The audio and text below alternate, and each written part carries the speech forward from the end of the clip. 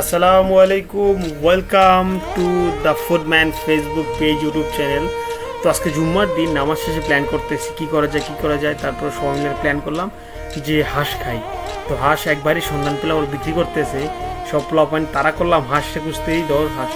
Finally হাঁসগুলো আমাদের হাতে আইসা গেল, কিন্তু কোনটা কিনবো এতগুলোর মধ্যে আমরা সিলেক্ট করতে একটু কনফিউশন, প্রত্যেকটা পোলাপাই নেই।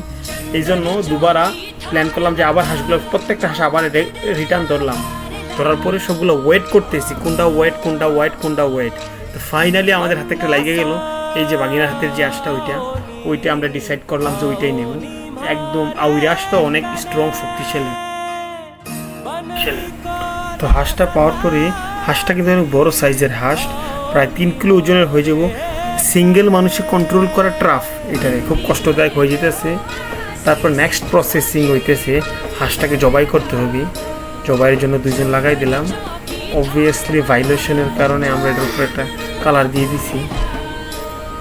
তো হাঁসটা জবাই হয়ে গেলে নেক্সট প্রসেসিং, এটা ভালো করে পরিষ্কার করার জন্য দেশি একটা জোগাড়, আমাদের এলাকায় বলে ডুম্বুরা পাতা, আপনাদের এলাকায় কী বলে আমি জানি না। ওইটা একজন হাঁসের মধ্যে একটু গসা দিবেন, তখন দেখবেন একদম যতগুলো এক্সট্রা লোমগুলো আছে, পশমগুলো আছে, ওইগুলো অটোমেটিকলি আইসা পড়বো। ঠিক আছে, এটা একদম ঘরোয়া টেকনিক। তারপরে হাঁসটাকে কাটিং করার পরে মেরিনেশন করার পালা। তো মেরিনেশনের যে ইনগ্রিডিয়েন্টগুলা ওইগুলো হইতেছে আপনার আদা বাটা, রসুন বাটা, 4-5 পদের মশলা বাটা, যেমন লবঙ্গ, এলাচ, দারচিনি, বাতার ঠ্যাঙ্কা, ওগুলো সবগুলো ব্ল্যান্ড করে দিয়ে দিবেন।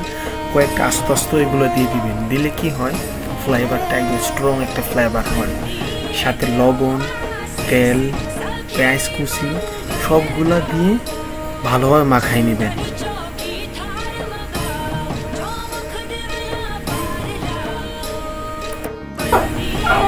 তো ভাই সব মেরিনেশন মশলা দেওয়ার পরে পেঁয়াজ, রসুন, আদা বাটা আপনার ফ্যামিলি যা আছে ঘরের মধ্যে তাই দিয়ে দিবেন।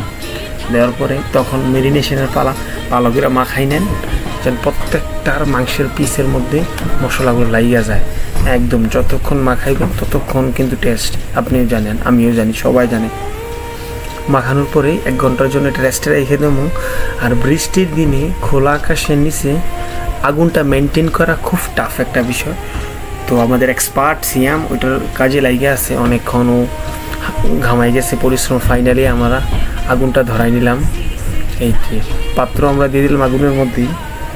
মাটির চুলার দমকা আগুনের কারণে কিন্তু অনেক আর্লি, অনেক জলদি হয়ে যায়। এই যে দেখেন একদম কালার, সুন্দর কালার এসে পড়ছে। তেলটাও যখন উপর দিকে উঠতেছে, পুরো মাংসের কালার সুন্দর আসতেছে। এই যে তখন নাড়ার মধ্যে রাখবেন, জবায় নাড়তে থাকো। ও কিন্তু ভিডিওর জন্য অনেক পরিশ্রম করে, কিন্তু ভিডিওর সামনে আসে না। সরি ডিয়ার, তোমাকে আজকে আমি একদম সামনে নিয়ে আসলাম।